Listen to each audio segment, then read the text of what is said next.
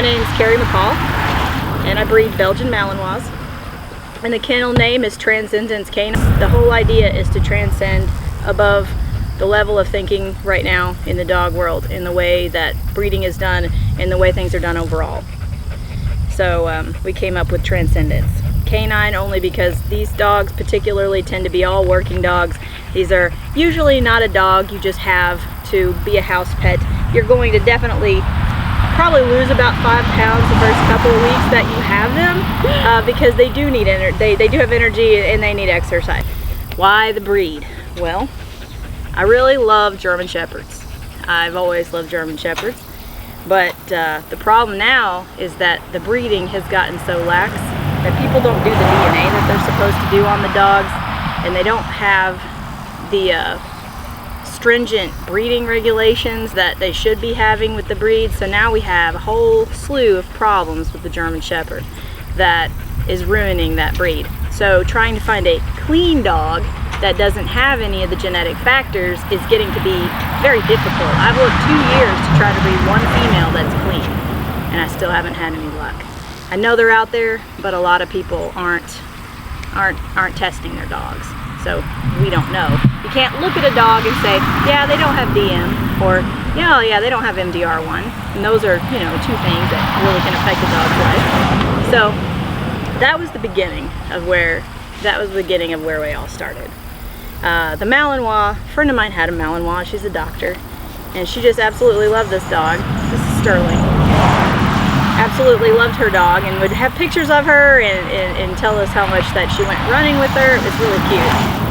And so I'd been around a couple of Mallies, mostly working dogs, and decided to start researching the breed. It took about 5 years to find the bloodlines that I wanted, and it took 2 years to wait for the dogs to be old enough to actually breed them. And since then, it's almost like looking for treasure to try to find the right set of bloodlines that I would like to use for my program. As you can see, I have darker Malinois. These are mahoganies, and it's not necessarily that I care for the color as much as I like the bloodline. And these are more of a Mexican bloodline. They tend to be more stable. A lot of people in the Malinois world will say that they're just not good working dogs, but the cartel would be happy to tell you that that's not the truth. So the Mexican bloodlines are kind of like the culture. They're very family-oriented dogs. You can usually have no problem having kids around the dogs. You know, everything should be supervised anyway, but they don't have the extreme high drive that you can get with other types of Malinois bloodlines, and that can be more volatile. So it took a lot of research and a lot of time to decide on which bloodlines I like to use, but I am heavy in the Mexican bloodlines. I also have Dutch, which Malinois people will tell you, if it ain't Dutch, it ain't much. So I do have Dutch bloodlines as well because they're solid dogs. They're very square. They usually don't have a whole lot of structural conformation problems. So it's a really good bloodline to look, or a country of bloodlines to start looking into. The Germans do a good job too, but I just haven't found the line that I like that's German. I haven't. Czechoslovakian lines are the lines that they're very serious dogs. Very, very serious dogs. They're very agile dogs. My Czechoslovakian's been found on my roof before. So he found a ladder that someone left out, and he goes, "Oh, that's a great idea. What do you want, Tucker?" One thing you might want to know about the Malinois is it's 125 years of teaching to bite. So people always ask me, they're like, do your Malinois bite? I'm like, it's a Malinois, it's gonna bite. No matter what you do, it's gonna bite. Now you have to curb that later on during training. Sterling doesn't know what to do with a puppy. So that's one of the things that most people do ask. The other thing is, do you have to have a big yard, and do you have to be very active, and always have them with them 24/7? Well, absolutely, they would love it if you were with them 24/7, but they do just fine in active families. As long as you have mental and physical stimulation for the dog, they usually do fine. And the ones that I have, you give them a whole bunch of tasks to do, they fall asleep after that's over, because the mental part, I think, makes them more tired than the physical part. because all you have to do is give these guys about 10 minutes and they're ready to go again. Loyalty of the breed. They bond very hard. So once you get an older dog, take your time. A lot of people get them from the shelters and they're like, well, the dog's just not a good fit. You got to give a dog at least 2 weeks to let them know that this is, number one, permanent, because God knows how long they've probably been in that shelter, all the people that they've seen. And so give them 2 weeks at least to kind of get an idea about where they're at and what they're, and that this is home now. You're probably going to have a lot of behavioral issues when you get an older dog, because sometimes people just don't know what to do with them. And so they've learned how to, they've learned separation anxiety, and they've learned how to rip out of a wire crate and all kinds of good stuff. So most agencies, they get them by 12 weeks. So one of my sons is autistic, and dogs have helped him in general. And we started out just using pound puppies and helping him. Since he is autistic, he really does not prefer athletic activities at all. He doesn't like baseball, he doesn't like soccer, he doesn't like those types of things. So he really liked the dogs. And so we needed to take him to training, and he really enjoyed the obedience training, and then he enjoyed doing the PSA training, and he's like, you know, I think I just want to train one of these dogs, you know, to be a service dog for somebody. I'm like, okay. So Lola was his first case, and that was a pound puppy. We think she was a boxer pit bull mix, and she ended up going to a soldier. And the cool thing about the service animals is that in his case, he got off 16 medications that he was on, and he was down to 2, which were heart medicines. So having to get off 16 psych medicines to be able to live, it really changes your life. So I really thought that was amazing that a dog could change his life that much. So the next one we got was Klaus. Klaus was a German Shepherd. We got him from, I think, Warren County Humane Society. And they run a great program over there. So when we got him, he did the same thing. We went through Obedience 1, Obedience 2, and Canine Good Citizenship. And those are the basics you need to do for anybody that wants to have a service dog. They need to have professional training, even if it's just you doing it yourself, but it needs to be structured. You need to know how to get out of problems whenever they come up. And having a good obedience club is a great way to do that. With Declan, we took Klaus through all of that, and he ended up going to a cancer patient, and she is in remission from cancer. And Klaus helps her with getting things off the counters and opening doors and grabbing things and bringing them to her, handing them to her. He will help her get up off the floor since he's a bigger dog. And size was a deal breaker with her, because she's a bigger lady. She needed something that would stand steady while she used him to get up. So that worked out really well for her. And right now Sterling is his new project. Here he is. He heard me say his name. And so Sterling is his new project that he's working on, and Sterling's staying. He's not gonna have to give Sterling up. So he's really been putting the effort into him. Sterling's about an 8-month-old Malinois that I got down in Florida. Come here, all the way. So he's been a great dog for Declan.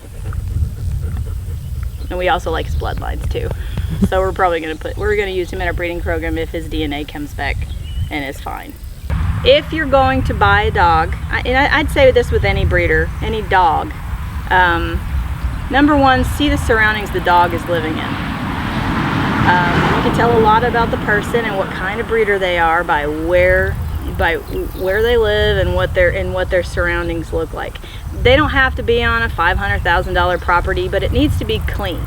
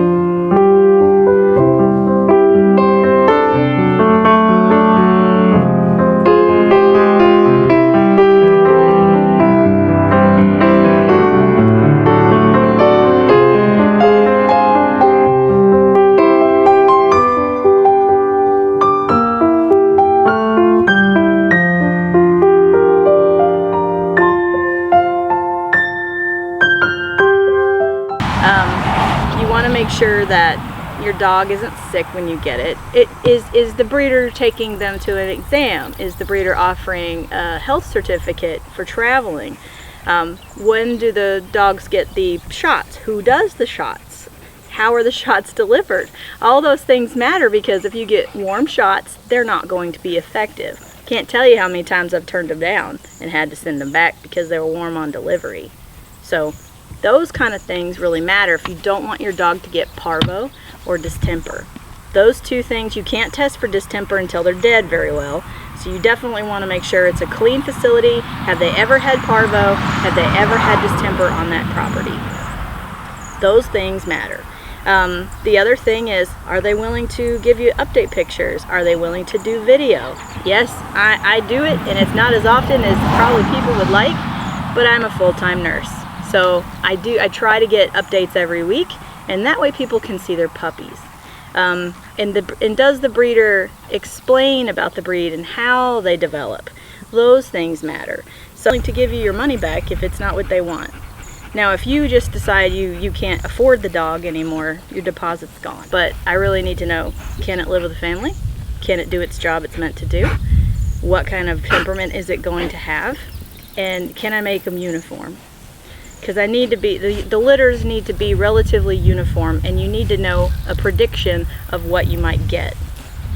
And the breeder really needs to understand puppy culture and how they play and how they can kind of see this one's going to be a greater, you know, a bit more drive than this one's going to be. This one likes to be off by himself. I wouldn't give this one to a family that's got a little kid, because when the dog's done, he needs to go, or she wants to go out by themselves and just relax. They don't need a little 5-year-old, 3-year-old coming after them. Puppy!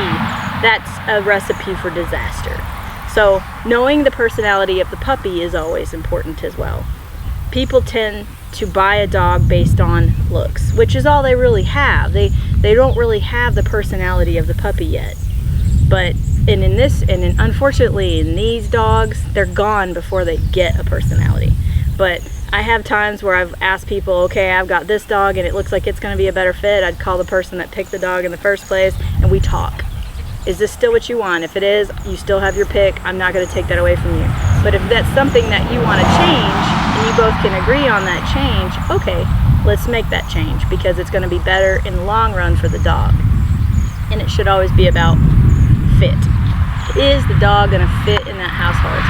That's what I worry about most, because I don't want my dogs to go to a shelter for no reason. There's another thing. Am I willing to take my dogs back? Yes. Yes, I'm willing to take my dogs back. It's a non-refundable. I'll take the dog back and make sure that I can rehome it to a home that the dog can live a life that it needs to live. It's not fair to ask a breeder, just because it didn't work out for you, to take your dog back, no matter how much money you've put into this dog, because it didn't work out for you.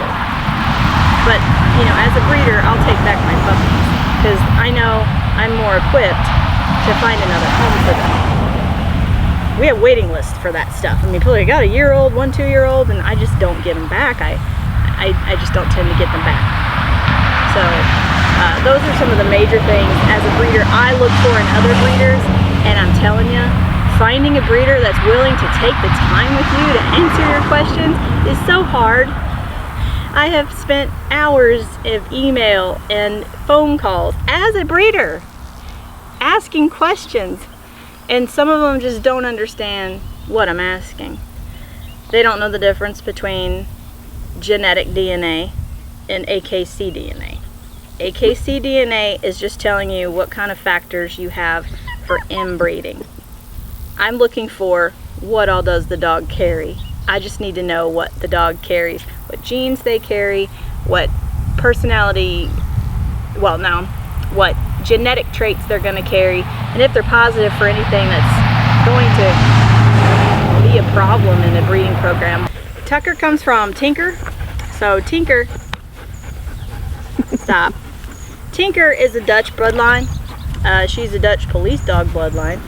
And Apex is a Mexican bloodline that comes out of Nero, and he's a Far. He comes more out of a Far breeding.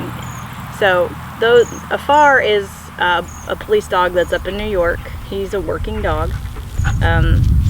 I think he's actually owned by a canine handler, and I really liked the way the dogs reacted to the people. The ones that I got to see were laser focused on their human. And I love a Velcro dog. I love a dog I gotta peel off of me. So I wanted a dog that's gonna bond with me. I wanted a dog that's going to be easy to train and going to try to figure out what I want. And it seemed like I got everything that I wanted out of Apex. I bought Tinker as an older dog, and I just loved her tenacity. She's a very sharp dog and a very serious dog. Her mother was more serious than her, which I was very glad whenever Tinker was born and she only had half of her mama, which is enough. No one needs all of that. But Von Baco, Ray's her daddy, and Ray is 90 pounds because I like the size. Size is what the police are looking for now for knockdown power to replace the German Shepherds in their programs. They're looking for large Malinois to replace these aging German Shepherds, because now you've got knockdown and you've got Malinois both.